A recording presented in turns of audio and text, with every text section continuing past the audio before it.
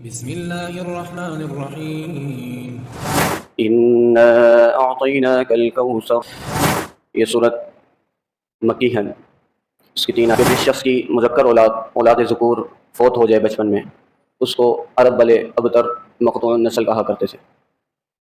تو جس وقت رسول اکرم کفار جو ہیں وہ حضور اکرم صلی اللہ علیہ وسلم کو نسل کہنے لگے، اس وقت یہ سورہ کوثر نازل ہوئی۔ بسم اللہ الرحمن الرحیم، انا اعطیناک الکوثر فصل لربک وانحر ان شانئک هو الابتر، صدق اللہ العظیم۔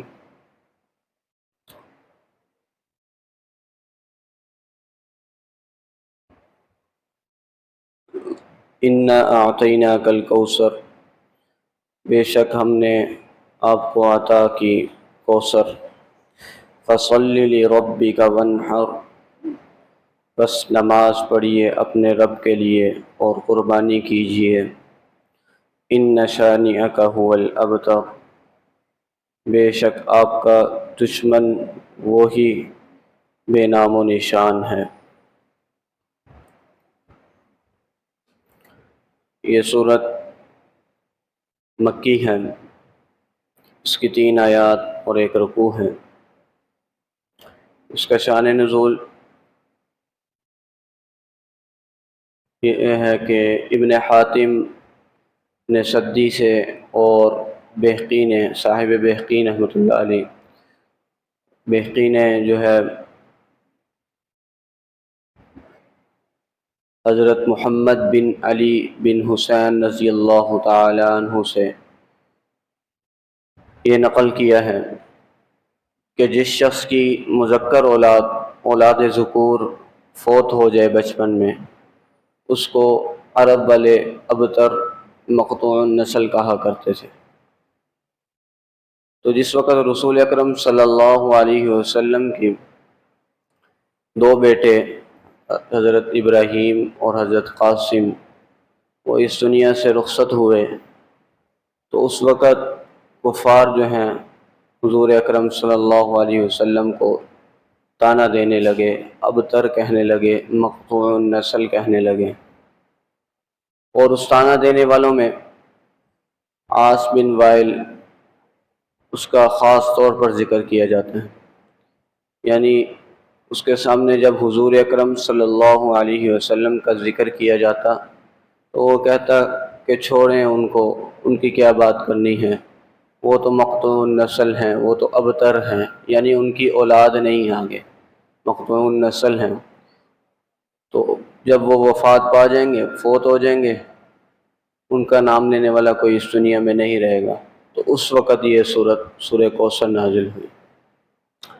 اور بعض روایات میں ہے کہ کعب بن اشرف یہودی تھا، وہ مکہ مکرمہ آیا اور قریش نے اس کو کہا کہ آپ اس شخص کو نہیں جانتے کہ جو کہتا ہے کہ میں دین کے اعتبار سے تم سب سے بہتر ہوں، حالانکہ ہم کفار کہتے ہیں حالانکہ ہم حجاج کی خدمت کرنے والے ہیں اور لوگوں کو پانی پلانے والے ہیں، بیت اللہ کی حفاظت کرنے والے ہیں، لیکن وہ شخص کہتا ہے کہ دین کے اعتبار سے میں تم سے بہتر ہوں۔ تو کعب بن اشرف نے آگے سے جواب دیا کہ وہ تو مقطوع النسل ہیں، وہ تو ابتر ہیں۔ آپ صلی اللہ علیہ وسلم کے بارے میں اس نے نعوذ باللہ یہ کہا۔ تو اس کے جواب میں یہ صورت نازل ہوئی، اور اس نے یہ بھی کہا کہ تم ہی سب دین کے اعتبار سے بھی تم ہی بہتر ہو، وہ بہتر نہیں۔ آپ کے بارے میں فرمایا، آپ صلی اللہ علیہ وسلم کے بارے میں۔ تو اس کے جواب میں یہ صورت نازل ہوئی، سورہ کوثر۔ خلاصہ یہ ہے کہ کفار مکہ حضور اکرم صلی اللہ علیہ وسلم کی اولاد نہ ہونے کے سبب حضور اکرم صلی اللہ علیہ وسلم کی شان میں گستاخی کرتے، حضور اکرم صلی اللہ علیہ وسلم کو طرح طرح کے طعنے دیتے اور مقطوع النسل یا ابتر کے نام سے پکارتے۔ تو اس کے جواب میں یہ صورت نازل ہوئی، تو اس کے اندر ان کو جواب دیا گیا اور یہ کہا گیا کہ اولاد نسبی بھی حضور اکرم صلی اللہ علیہ وسلم کی انشاءاللہ تا قیامت آباد رہے گی، تا قیامت موجود رہے گی اس دنیا میں۔ نسبی اولاد تو حضور اکرم صلی اللہ علیہ وسلم کی تا قیام قیامت موجود رہے گی اس دنیا میں۔ اور اولاد چاہے وہ دختری اولاد سے ہو، چاہے وہ بیٹی کی اولاد سے ہو، مذکر کی اولاد سے نہ ہو۔ آپ صلی اللہ علیہ وسلم کی مذکر تو بیٹے تو فوت ہو گئے حضور اکرم صلی اللہ علیہ وسلم کے، لیکن آگے بیٹی سے اولاد چلی حضرت فاطمہ رضی اللہ تعالیٰ عنہ سے۔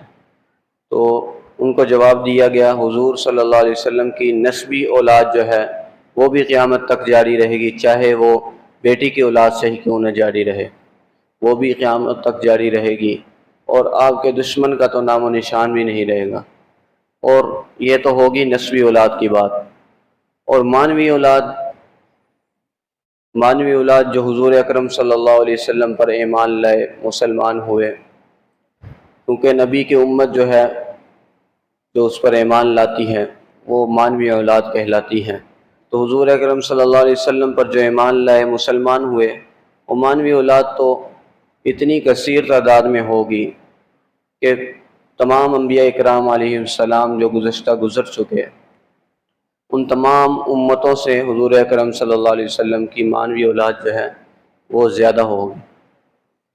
تو اس کے اندر ان کو یہی جواب دیا گیا، اور حضور اکرم صلی اللہ علیہ وسلم کا معظم اور مکرم اور مشرف ہونا بیان کیا جا رہا ہے اس سورت کی آخری آیت میں، اور آپ صلی اللہ علیہ وسلم کے دشمن کا انجام بتلایا جا رہا ہے، دشمن کا پتہ بتلایا جا رہا ہے کہ اس کا نام و نشان بھی نہیں رہے گا اس دنیا میں۔